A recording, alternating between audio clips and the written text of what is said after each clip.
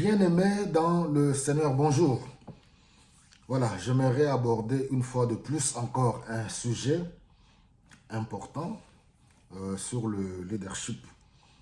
Alors, nous sommes dans 2 Chroniques au chapitre 17. Un leadership responsable et visionnaire pour un nouveau départ ou pour rechercher le bien de la population. Ce sujet est d'actualité. Le monde dans lequel nous vivons vit une crise du leadership à tous les niveaux.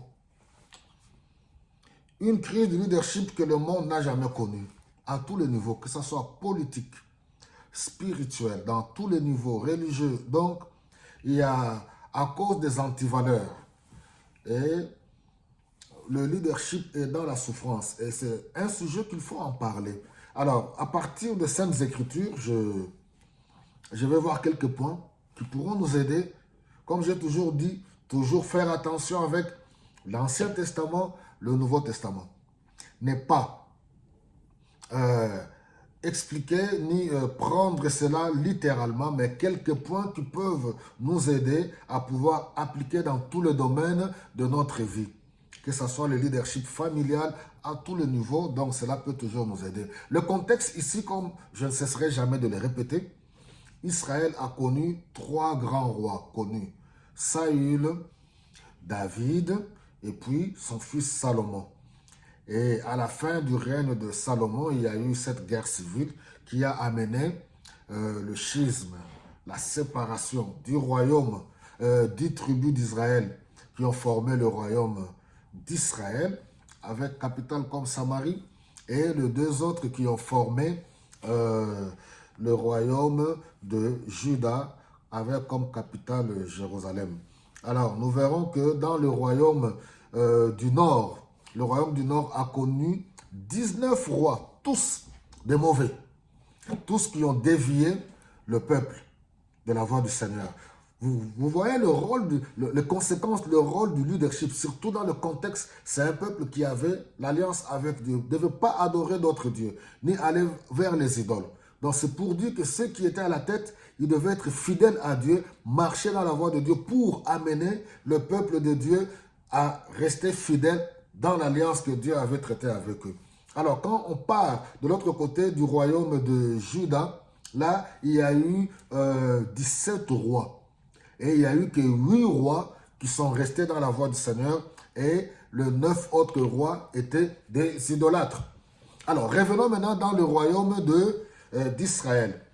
C'est là que nous nous trouvons dans 2 Chroniques chapitre 17. On nous parle de Josaphat. Josaphat qui est connu souvent en tant que le roi de la réforme. C'est pour cela que je parle qu'un leadership nouveau s'impose à tous les niveaux des sociétés, dans la société dans laquelle nous vivons, pour donner un nouveau souffle. Il a amené la réforme à tous les niveaux. Si vous lisez, à partir du premier chapitre, on nous dit du premier verset, Josaphat, fils d'Asa, succéda à son père. Il consolida sa position face au royaume d'Israël parce qu'ils étaient en guerre.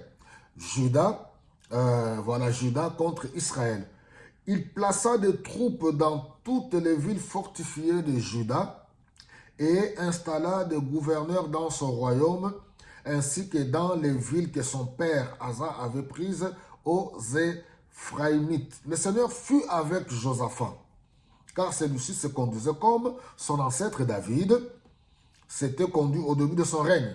Il ne consulta pas le dieu Baal, mais s'efforça de connaître la volonté de Dieu et de son ancêtre et d'obéir à ses commandements, contrairement à ce que l'on faisait dans le royaume du Nord.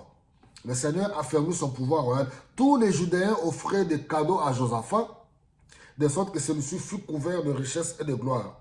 Il se fit un point d'honneur de suivre la volonté du Seigneur et supprima du royaume du Juda les lieux du culte païen et les poteaux sacrés. C'est le verset 7 qui m'intéresse. Durant la 3e année de son règne, il envoya quelques-uns de ses hauts fonctionnaires, c'est-à-dire des ministres, enseigner les habitants de la ville de Juda. C'était Ben-Halal, Obadiah, Zacharie, Nathanaël et Micaiah. Ils étaient accompagnés de 9 Lévites, Shemaya, Nethania, Zebadia, Asaël, Shemiramot, Jonathan, Adonia, et ainsi de suite, ainsi que 2 prêtres, Elishama et Yoram. Ils emportèrent avec eux les livres de la loi du Seigneur et ils firent le tour des villes de Juda pour y enseigner toute la population. Voilà la place de l'enseignement. Ils apportèrent le livre de la loi. Le livre de la loi doit être vu aujourd'hui comme la parole de Dieu, la Bible aujourd'hui. Si, pour comprendre terre à terre, c'est la parole de Dieu. Le livre de la loi, c'est là où est inscrit les prescriptions de Dieu. Voilà un roi visionnaire par rapport à l'alliance. Aujourd'hui, c'est vrai, nous sommes des nations laïques. Comme j'ai toujours dit, la nation de Dieu aujourd'hui, c'est l'Église. Et voilà parmi les réformes que le roi Josaphat a amenées, coup de chapeau à lui.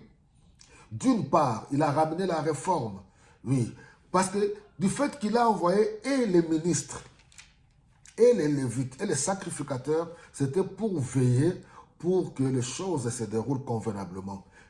Des personnes habiles, des personnes compétentes pour pouvoir enseigner le peuple. Parmi la crise que nous avons aujourd'hui dans nos nations, sur le plan spirituel, c'est tous ces faux enseignements, toutes ces fausses doctrines. Et voilà, nos pays sont envahis aujourd'hui par des antivaleurs. Comment redresser nos nations? Il faut avoir un nouveau leadership visionnaire, un nouveau leadership responsable qui a une vision qui amène la réforme à tous les niveaux du pays pour donner un nouveau souffle, avoir un nouveau départ, combattre la corruption, les antivaleurs, toutes ces choses-là, mettre de bonnes personnes qualifiées, compétentes à l'endroit qu'il faut. Des personnes formées, équipées qui doivent faire le travail, des personnes sérieuses. Et voilà, nos pays d'Afrique sont envahis aujourd'hui par des incompétents, des mauvaises personnes au mauvais endroit. Que le Seigneur nous aide. Comme j'ai dit, ici c'est le contexte du peuple d'Israël. Donc, nous avons besoin vraiment que Dieu ait pitié de nous. Je peux me permettre de le dire, l'Afrique souffre. L'Afrique doit se relever. L'Afrique souffre, que Dieu ait pitié, qu'il souffle son esprit. Que, voilà, ceux qui sont appelés à être au-devant des autres soient consciencieux pour rechercher le bien de la population. Partagez ce message, que Dieu vous bénisse abondamment.